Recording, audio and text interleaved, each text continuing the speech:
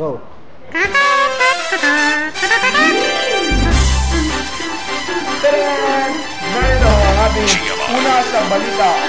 Ngayon, meron tayong maraming natanggap na balita na isang lalaki ng 4 year nag-wild out sa basketball court dahil sa kanyang pagkatalo.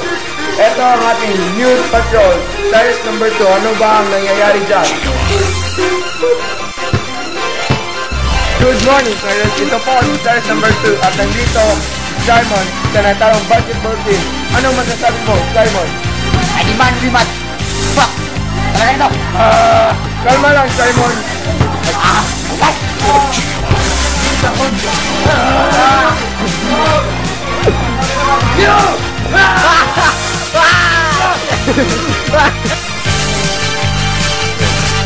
Hello, okay lang, series number 2. Nasaan ka? Series number 2. Nawalan tayo ng koneksyon dahil mahina ang signal.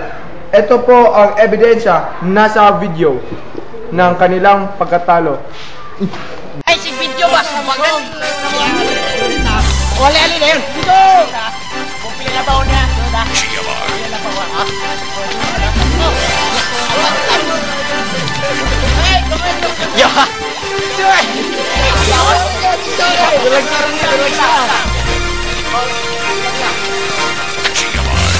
nakapoy! Ay, ito na si Bernard. Ay, Bernard!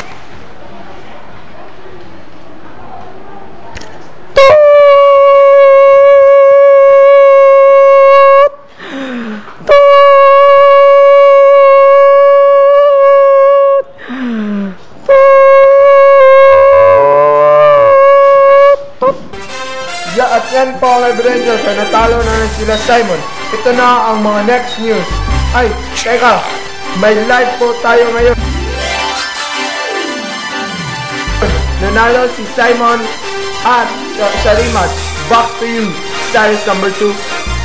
Out. Hey, Joker!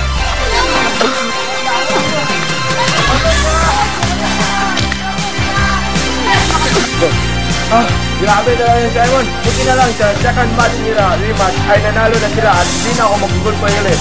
Kukuha po ako ng ilang interview mula kay Mookie MVP. Mookie, ano masasabi mo?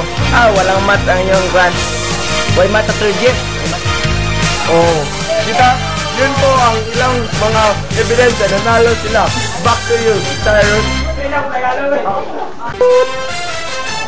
Hello! Oh, ayan, nandito. Tapos na ang report natin mula kay series number 2. Oh, bakit nandito si Mookie MVP? Kukuha tayo ng ilang interview mula sa kanya. Mookie MVP, halika dito at mag-uusap tayo. Ayan. Eto. Ano ba masasabi mo sa laro ninyo? Walang mat ang grand. Oo, sigurado na ba kayo sa extra mirror na mananalo kayo? 100%. Ayan, kita naman natin ang confidence sa kanila. Ngayon, meron tayong ibang mga ulat mula doon sa media board. Nag-present ito. Ito ito. Next. Pagkatagyo. Ito ang next news. Ay, sige. Katong, ang next news kayo yung nangyari sa CAT. Ang next news ay yung nangyari sa CAT. Si Jim ay na-disgrasya dahil sa katamaran ni Tim at Coco. Nandito po si series number 3 for the news. Series number 3, pasok! Go. Good afternoon, Cyrus. Ako po si series number 3. Nandito po ako para iulat ang aksidenteng nangyari sa CAT. Papasok po tayo sa door. Oh, nakita natin na nakalock ang door dahil Kita sa... mo ba? Hindi ko nakita. Dahil ito sa mga pinagbawal na crime scene dahil para sa safety o sa kalagayan ng ating mga kababayan. Narito po ang isang witness na upang interviewin natin at magsasabi ng ilang salita o few words. Ano? Masasabi ko lang sa nangyari niya. Pasensya na gala kayo. Tama ng dalawang mag-team at Coco. Team, puro pat na yun. Walang lakas. Si Coco, malakas niya. Kulang na lang sa height story. Oh, yan po ang ating mga inspiring words of wisdom mula sa ating witness na si Romel M. Gojel. Back to you, Studio Cyrus. At ito po ang nangyari ni Jim ngayon. Jim, anong masasabi mo?